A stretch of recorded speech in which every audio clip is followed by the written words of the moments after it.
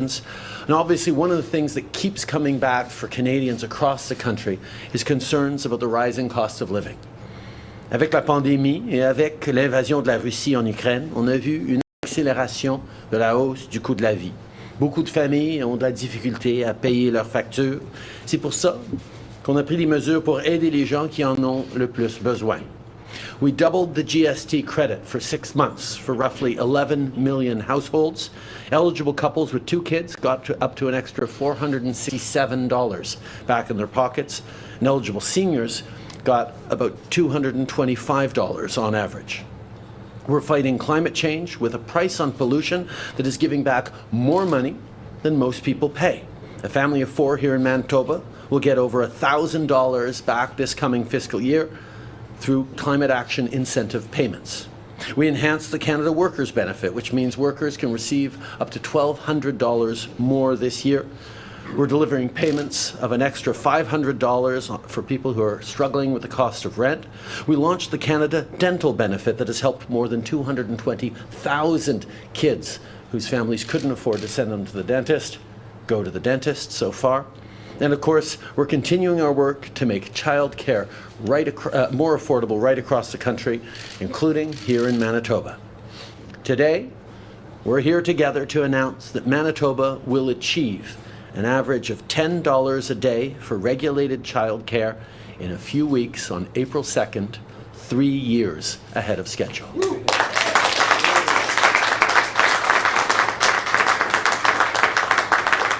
We just met with a number of parents here at the YMCA. For example, Brenda and Peter told me they're now saving hundreds of dollars a month, which are savings that can be used for groceries, other bills, or after-school activities, and it's making a real difference in their lives. This is part of our plan to make life more affordable for the middle class and for people working hard to join it. It's part of our plan to build an economy that works for all Canadians. Les parents, et en particulier les mères, ne devraient pas avoir à choisir entre leur famille et leur carrière. Quand les garderies sont plus abordables, c'est bon pour les familles et c'est aussi bon pour l'économie, parce que ça permet à plus de parents de faire partie du marché du travail. We're keeping our promise to make childcare more affordable. Today's announcement for $10 a day childcare in Manitoba comes less than 2 years after we reached an agreement with the province. And of course, all of this work wouldn't be possible without the advocacy and leadership of the childcare sector. So to all the experts, educators, providers, and families who've been tireless in advocating for better childcare for years, indeed for decades, thank you for your continued work. As you know, we have agreements with all provinces and territories to make childcare more affordable for families. We're seeing results here in Manitoba and across the country. Families in nearly half of provinces and territories are now benefiting from an average of $10 a day or less. That includes both Quebec and the Yukon, who have led the country in delivering affordable childcare. And fees have been cut in half in all other provinces and territories, with work on track to deliver $10 a day childcare everywhere across the country by March 2026. But now in April in Manitoba. On continue notre travail pour rendre la vie plus abordable. En étant là pour soutenir la classe moyenne et ceux qui travaillent fort pour s'y joindre, on bâtit une économie centrée sur le bien-être de tous les gens au Manitoba et de tous les Canadiens. Merci beaucoup d'être ici. I'm now very happy to pass it over to Premier Stefanson. Heather.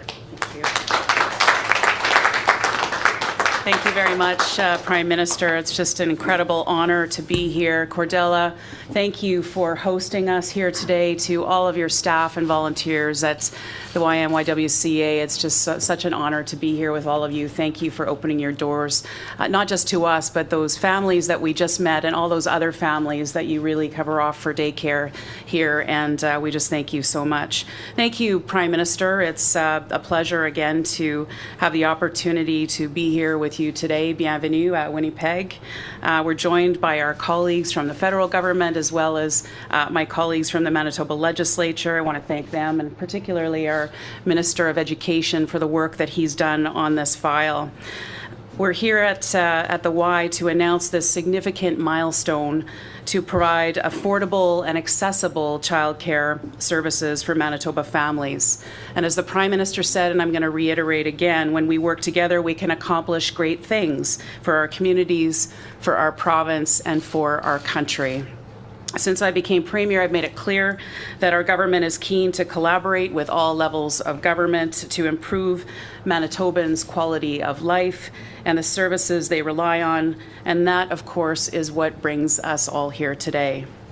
As a government, we recognize that access to affordable and high-quality childcare is essential for Manitobans to be able to participate in the workforce, support their family, and play an active role in the growth of our communities and our economy. Under the Canada-Manitoba Canada-wide Early Learning and Childcare Agreement, our government committed to reaching an average of $10 per day for parent fees by 2026.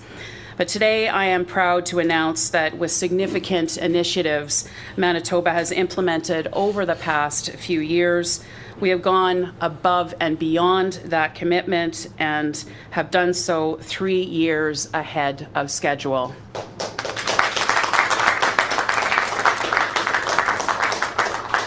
Beginning on April 2nd of this year, Manitoba families will pay a maximum of $10 a day based on regular full-time hours in our regulated nonprofit childcare centres for all children age 12 and under. À compter de 2 avril cette année, les familles manitobaines paieront un maximum de $10 par jour pour tous les enfants âgés de 2 ans et moins. And for families most in need, the Child Care Subsidy Program will continue to provide financial support that further reduces fees, ensuring cost is not a barrier to quality early learning programming for those children.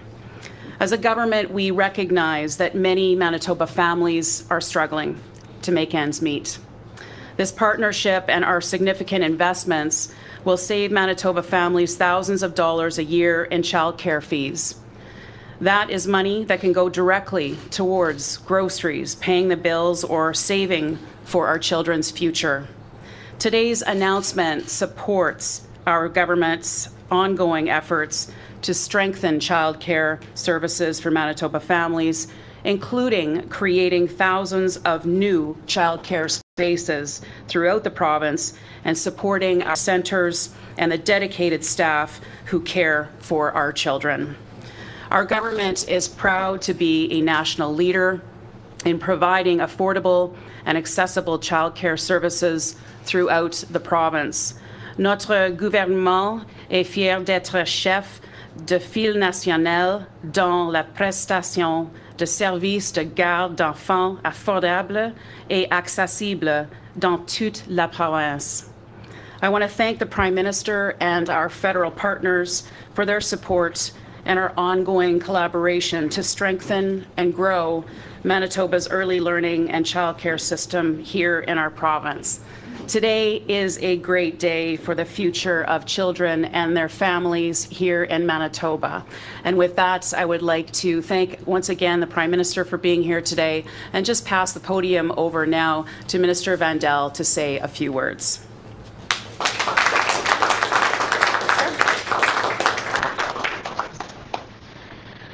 Good morning, everyone. Bonjour tout le monde et bienvenue à Saint-Vital. Welcome to Saint-Vital.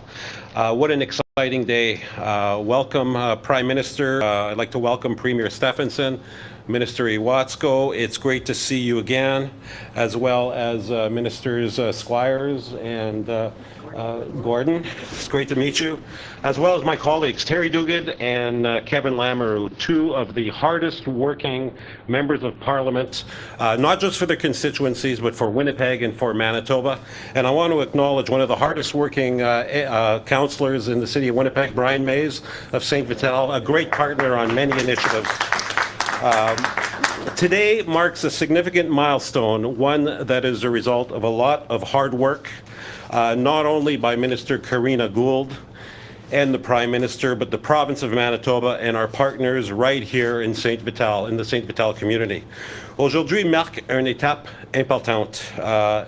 L'une d'elles est le fruit d'un travail acharné, non seulement de la ministre Karina Gould et du Premier ministre, mais aussi de la province du Manitoba et nos partenaires ici même dans notre communauté.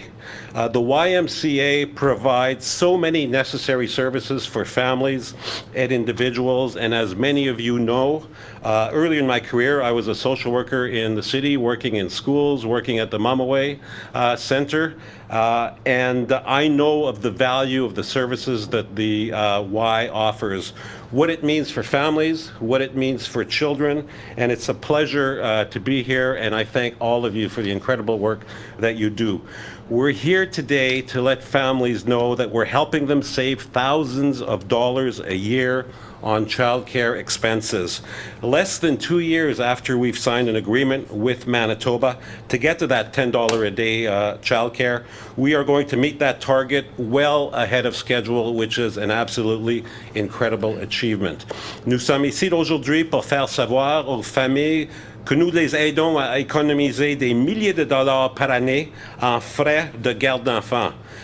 Moins de 2 ans après signer une entente avec le Manitoba pour obtenir des services de garde à 10 piastres par jour, nous allons atteindre cet objectif bien avant la date prévue, qui est une réalisation incroyable. This is what can be achieved through partnership. This is what can be achieved through collaboration and a political will to move forward on a critical economic policy that will directly benefit thousands of families in Manitoba. From the Canada Child Benefit, which has lifted over 400,000 children out of poverty, to a $10 a day childcare, to the dental care benefit for children and new renter supports, kids and their families can continue to count on our government to put them first and ensure we are building a strong economy for everyone across Manitoba. Merci beaucoup. It's an honor to be here. Thank you so much. I'd like now to turn the podium over to Minister Iwatsko.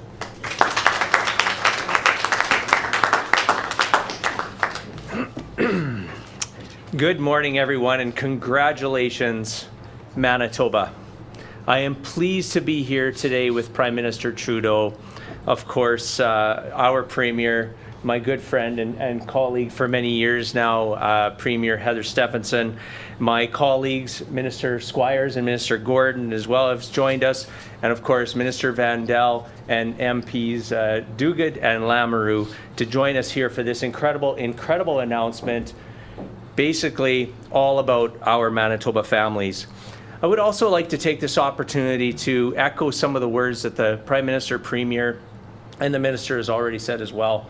The collaboration that we have had with my department, I'd also like to give a big round of applause and thank you for all the hard work of my department officials, some of who are joined us this morning for this announcement. We could not do this without all the hard work behind the scenes as well, and those conversations that are happening at the officials level and also at the federal level as well. I'd like to thank Minister Karina Gould, because I know that we've had many conversations over the last 14 months now, making sure that this comes to reality. I would, of course, like to thank the YMYWCA South Winnipeg branch and Cordella Friesen for hosting us here today and welcoming us here. I know that I've had the pleasure of meeting many of the dedicated staff that takes care of our most precious resources on a day-to-day basis, and those are our children. And so to them, thank you for your considerably hard work each and every day, which is going to definitely pay off for all of us into the future. As we know that we've made a commitment to making childcare more affordable and accessible, and we're making it happen, as it's already been said, but I cannot stress enough, 3 years ahead of schedule. A key part of the $10 a day childcare and the new spaces we've introduced in the last year is having professionals staff the new and affordable spaces. You cannot have any of them without the others. We are focusing on attracting, training, and retaining childcare professionals. That's why our government has issued a joint expression of interest to work with post-secondary institutions to expand training programs for childcare assistants and early childhood educators as well. The goal is to ensure that there are an additional 1,000 childcare assistants and 2,000 early childhood educators to support the plan of creating the additional 23,000 childcare spaces throughout Manitoba by 2026. Post-secondary institutions can apply or have applied to receive funding to develop new on-site childcare spaces or expand existing facilities. The funding will support the development of training expansion as well as learning labs and demonstration sites that will allow students to put their in-class learning into action. The updated training will focus on developing a comprehensive, integrated, and culturally responsive curriculum framework with an emphasis on flexibility and accelerated training options that meet certification standards. The training will also prioritize the needs of Francophone and Indigenous communities in relation to childcare. Access to affordable, conveniently located childcare will ensure Manitoba parents can fully participate in the workforce. This expression of interest and the new childcare professionals will help train and also ensure that Manitoba families can go to work knowing that their children are receiving high quality and inclusive care. I would also like to thank and congratulate, and just basically, again, from the bottom of my heart and on behalf of our government's heart, applaud the MCCA, Manitoba Childcare Association. I know that Jody Kale and Linda are here with us today, and I see Karen is with us as well today, that's now joined the Y. There's been many months of incredible working together and collaborating, making sure that our childcare sector is feeling valued. And matter of fact, I have to just repeat something, and forgive me, Prime Minister, to take a few seconds. We were actually in this room announcing the wage grid that was going out to our childcare sector, and that's when Minister Gould had joined us, and also at the time Minister Carr was with us. So Minister Carr was here giving that announcement. So this room brings back some very great memories on that partnership and collaboration. And again, I want to just thank everybody, our federal partners, our childcare sector, and of course, helping to support this initiative with the strong leadership and work of our Premier as well, with her collaboration efforts with the Prime Minister. Thank you for coming to Manitoba, sir. Very nice to meet you. And thank you to everybody. Thank you, merci, and miigwech.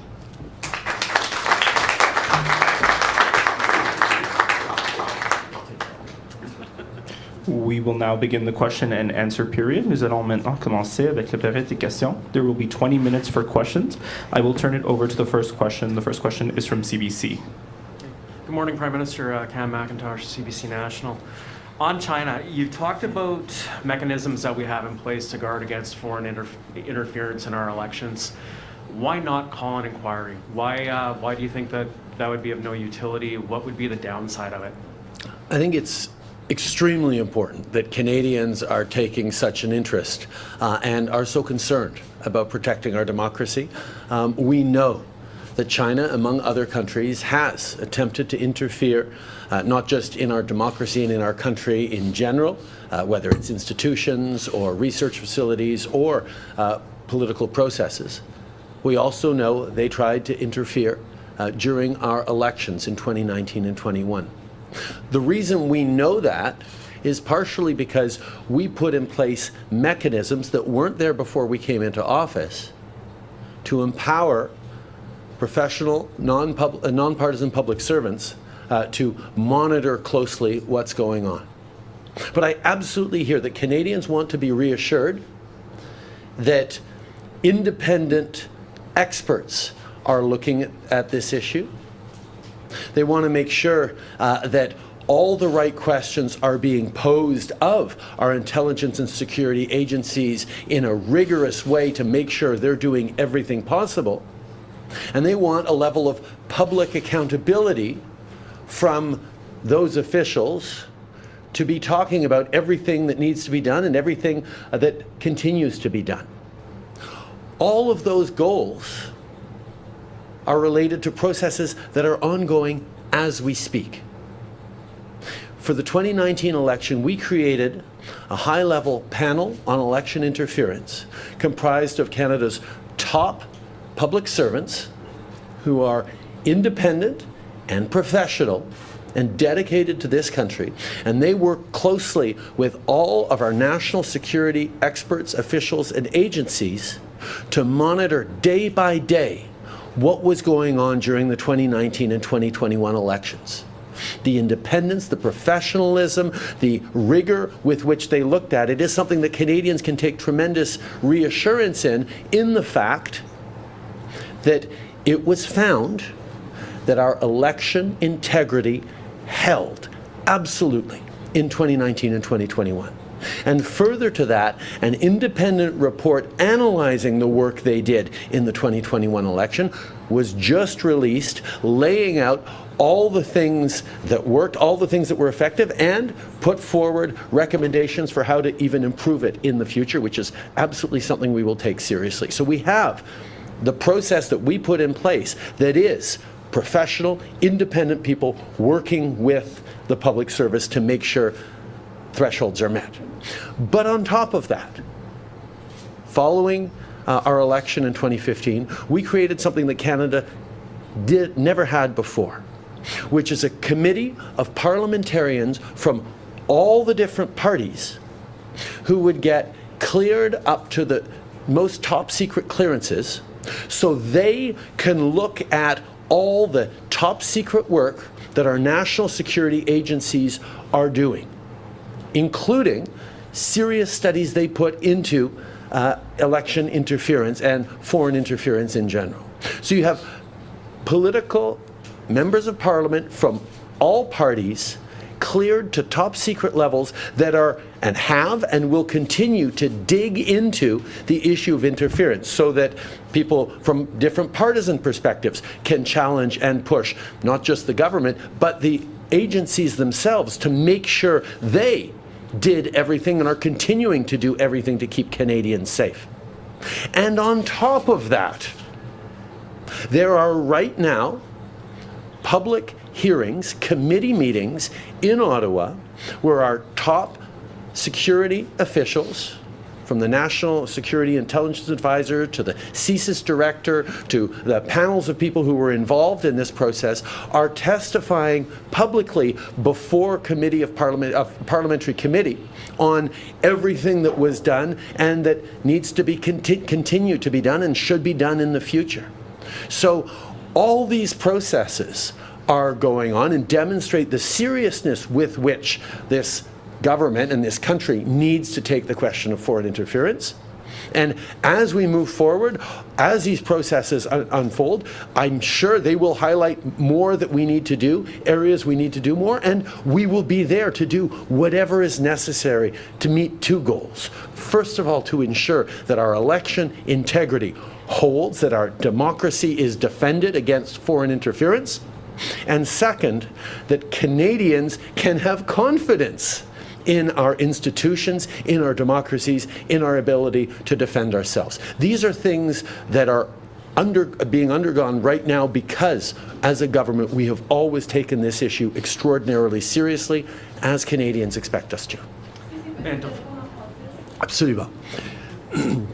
Je comprends tout à fait et je suis d'accord avec tous les Canadiens qui sont préoccupés par l'intégrité de nos élections, de nos processus démocratiques et l'impact possible de l'ingérence chinoise et d'autres pays dans nos élections et dans nos institutions.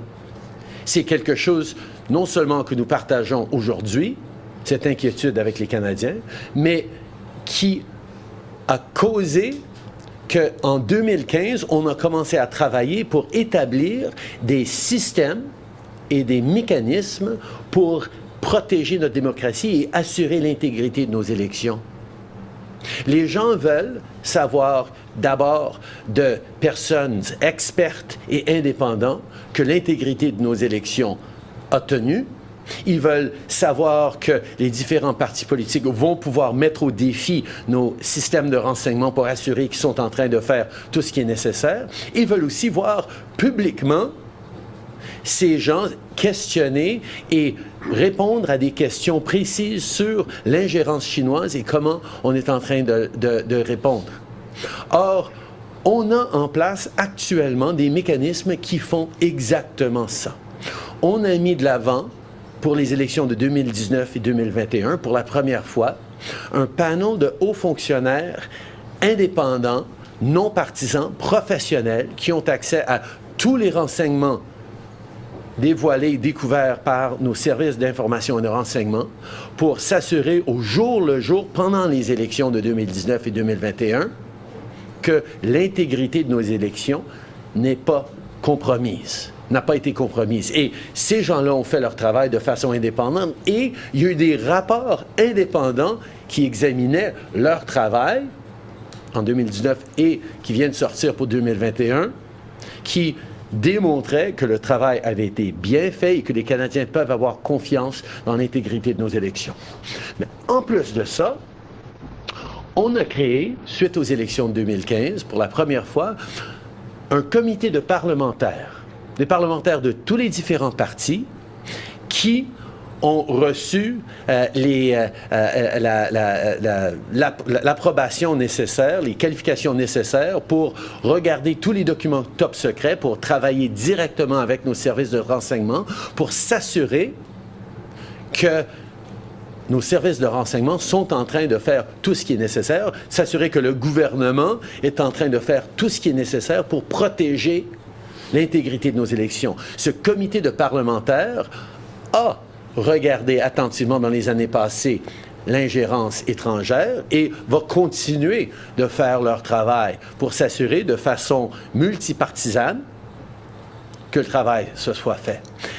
Et troisièmement, actuellement, en ce moment-ci, un comité parlementaire, de façon publique, est en train d'entendre les témoignages de nos hauts fonctionnaires en matière de sécurité et de renseignement pour répondre à des questions publiquement que les Canadiens ont, que les différents partis ont en public, pour rassurer les Canadiens que l'intégrité de notre démocratie, de nos élections, tient.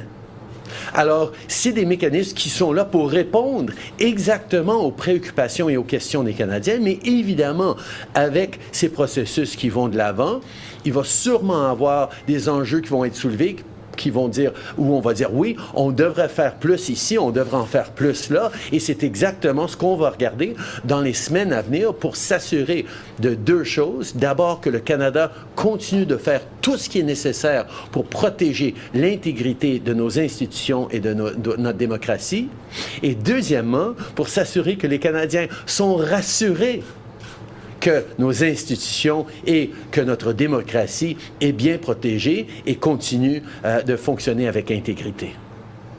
Follow-up question? Yeah, just to follow up regarding Morris Rosenberg. Why pick someone so closely tied to your family, your family's foundation? Would it not inspire more confidence outside of liberal circles to pick someone else? The choice of the person to look at this was based on, was done by the professional public service themselves. They wanted someone who had experience working for multiple different governments of different partisan stripes and a long career in the public service. And Mr. Rosenberg certainly qualifies for that, but he was the choice of the professional public service, not of my government. Next question. Hi there, my name is Sav Jones. I'm with APTN National News.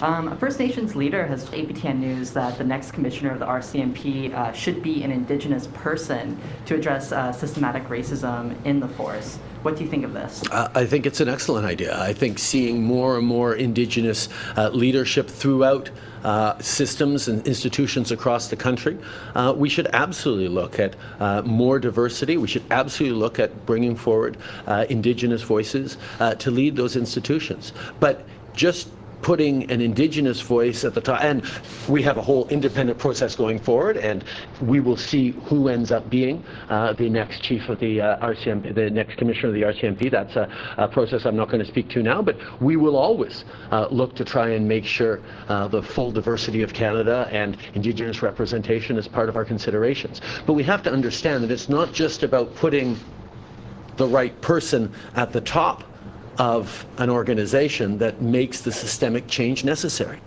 There's a huge amount of work on structures within our institutions, including the RCMP, to ensure that the entire force, the entire system is fully respectful of Indigenous people, respectful of diversity, inclusive in everything it does, and responsive to the real needs on the ground. So yes, we're always looking to make sure that the highest level voices are representative of the fullness of Canada, but we need to also make sure that the systems themselves are transformed. So I look forward to doing the important work of finding out who, figuring out who would be the right leader to be the next commissioner of the RCMP, regardless of their background.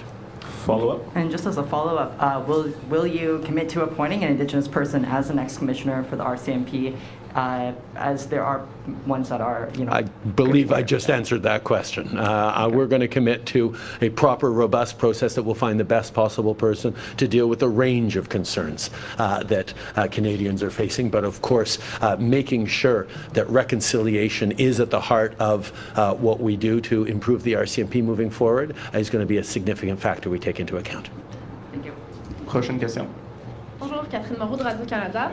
Sur la licence d'Adastra Labs qui lui permet en fait de produire de la cocaïne de manière légale, pourquoi est-ce que la Colombie-Britannique n'était pas au courant? Puis est-ce que vous avez l'intention de décriminaliser aussi ailleurs au pays des petites quantités?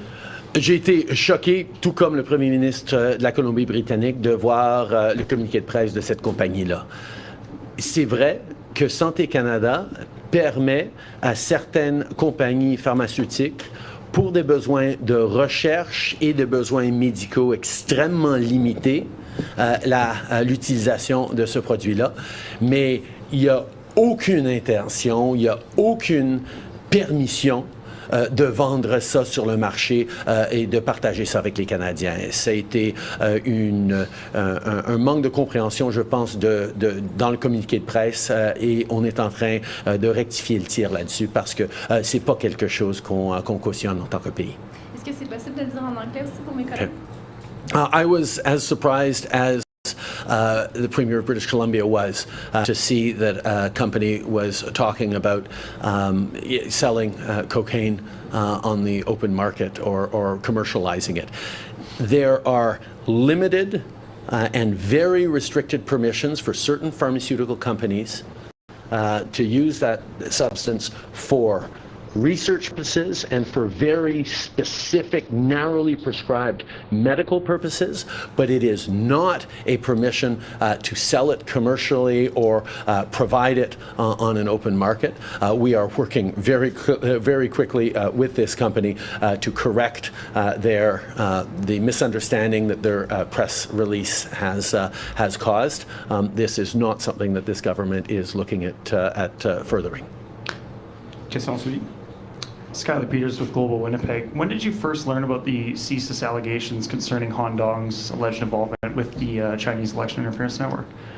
I've said many times, Canadian parliamentarians and indeed Canadians regularly get updates on foreign interference, and as Prime Minister I am constantly updated with concerns by CSIS, by other security institutions, to make sure we're doing everything we can to keep Canadians safe, and that includes keeping parliamentarians safe. We know that Chinese Canadian parliamentarians and Chinese Canadians in general are targets, greater targets for interference by China than others. We know the same goes for Iranian Canadians, who are more subject to interference from the Iranian government. Russian speakers in Canada are more vulnerable to Russian misinformation and information.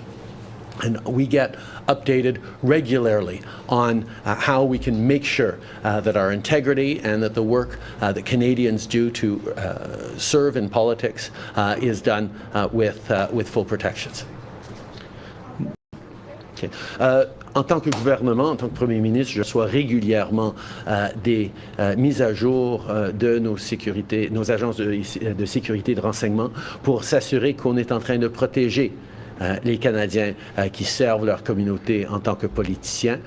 On reconnaît que les communautés de Canadiens de diaspora sont plus vulnérables de l'ingérence par des pays comme la Chine, l'Iran, la Russie ou d'autres. Et c'est pour ça qu'on prend plus de soins pour s'assurer qu'ils sont protégés. Just for clarity, Prime Minister, were you briefed on Han Dong specifically? And if you weren't, do you believe that you should have been? Canadians can know that as a Prime Minister and as a government, we regularly get top secret briefings on how we can best protect Canadians, including Canadians from various diaspora communities who serve as parliamentarians, how we make sure that they are able to do their job of representing their communities without being subject to interference from foreign countries. That's something we will continue to do. Next question. Hi, Prime Minister Jeff Keel from CTV Winnipeg. I do have just a quick daycare question. Thank you. That's a good thing. It's why we're all here today. When we heard Minister Owasco touch on this, there are a lot of families who are going to say, great, you're making childcare more affordable, but I still can't find a spot. And by the time spots open, my kids will be in high school. What do you say to families in Manitoba and across the country who still can't find a spot? I'll turn it over to the Premier to follow up on this, but let me say, when we moved forward a couple of years ago as a federal government to say we wanted to make $10 childcare a reality right across the country, and we were going to work with the provinces to do that, we knew that it wasn't enough to just make childcare spaces more affordable.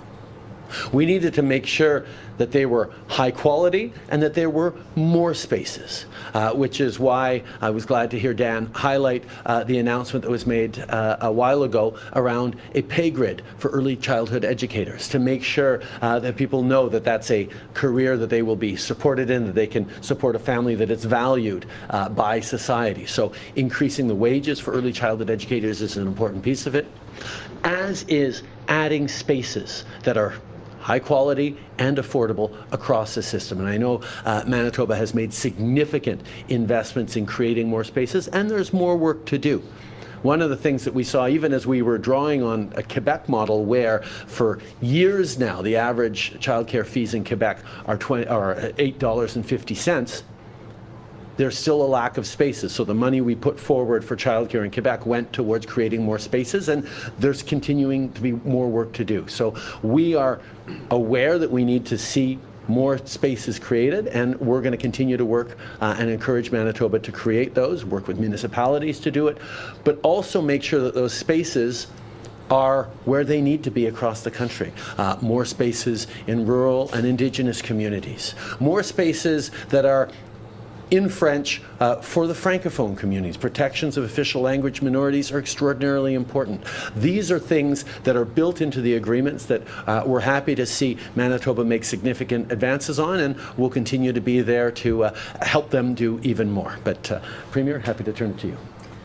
Sure, Jeff, you'll know that we have already announced 23,000 new childcare spaces by 2026. So we recognize there's more work to be done. That's why we're moving in that direction. We will be opening up new childcare centers as well. We have already been moving in that direction. So we recognize that there's more work to be done, and we're continuing to move in that.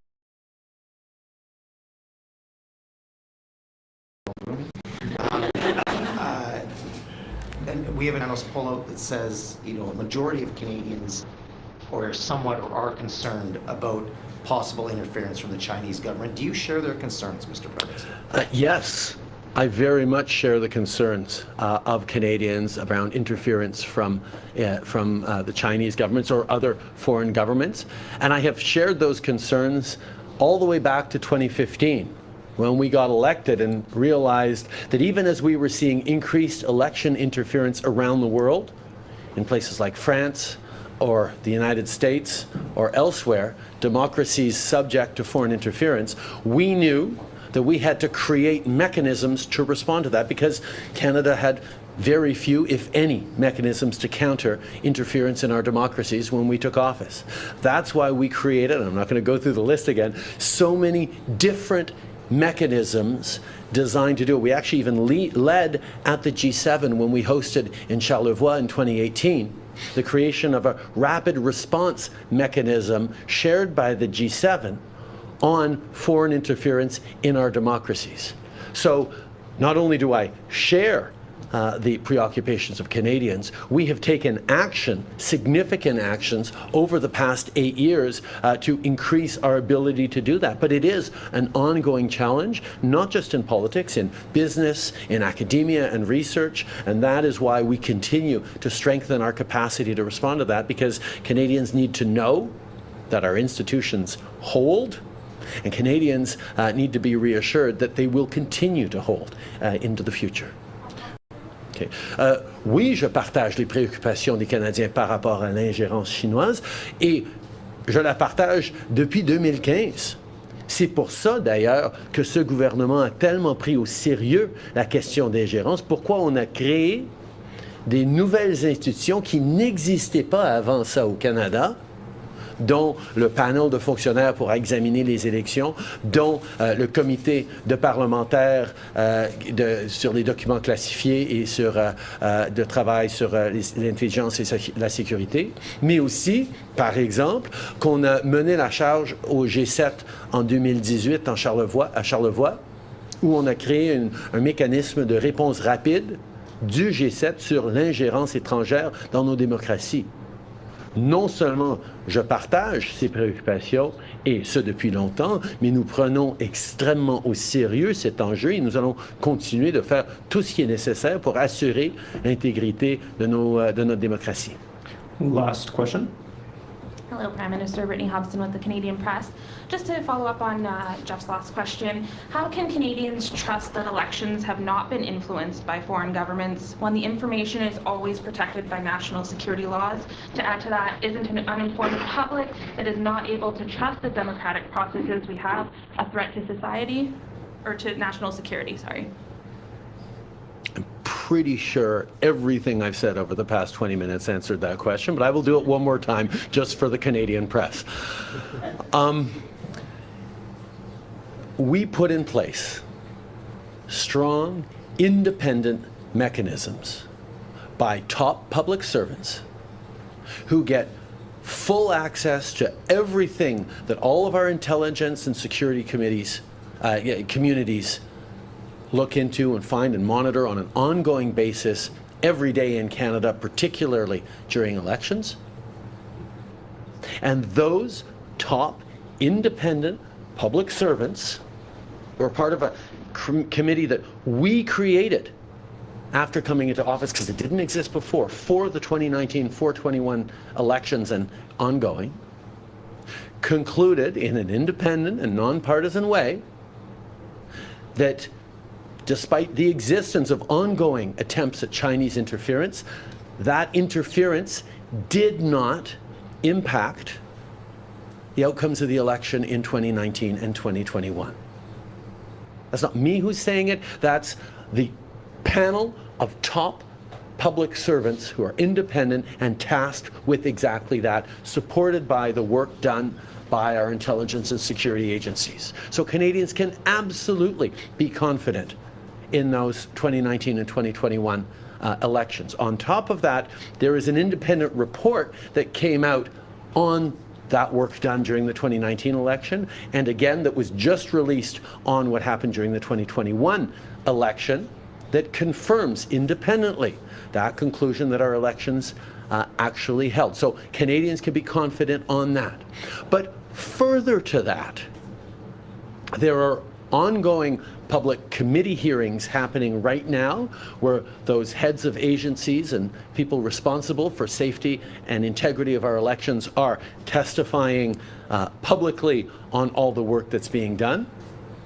And further to that, we created a National Security and Intelligence Committee of Parliamentarians comprised of parliamentarians from every different party who get top secret clearance so they can dig into all the work that our national security agencies and experts do day in and day out, including and especially during election times, to protect our democracies, to protect our institutions.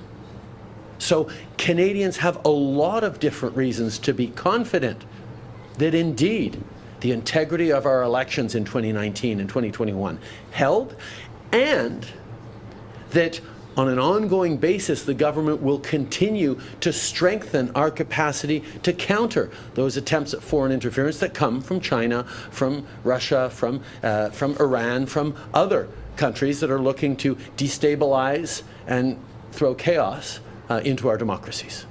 Quick follow-up. Thank you. This might be another reiteration, but why hasn't Well, you Canada... can ask me a fresh question then that you can come up with. Why hasn't Canada updated its national security policy since 2004? We have absolutely updated Canada's national security policies many times over the past years, including with, for example, the creation of oversight bodies, a strengthening of NCIRA, a creation of NCIRA, which is a oversight and oversight body over our national security agencies. The NSICOP, the National Security and Intelligence Committee of Parliamentarians, that is tasked to do exactly that we created over the objections of the Conservative Party that didn't think empowering politicians to have top secret clearances to look into these issues was needed or necessary. Thank God we did, because we now have a committee of parliamentarians that can lean in, and we will continue to update and make sure that all the tools that are needed by our intelligence agencies and security officials and all the tools needed for proper oversight and accountability of them continues to update it. So we will continue to do the work of empowering our institutions to protect not just our institutions but our democracy. Ceci conclut notre conférence de presse. This is the end of our press conference. Thank you to all the participants.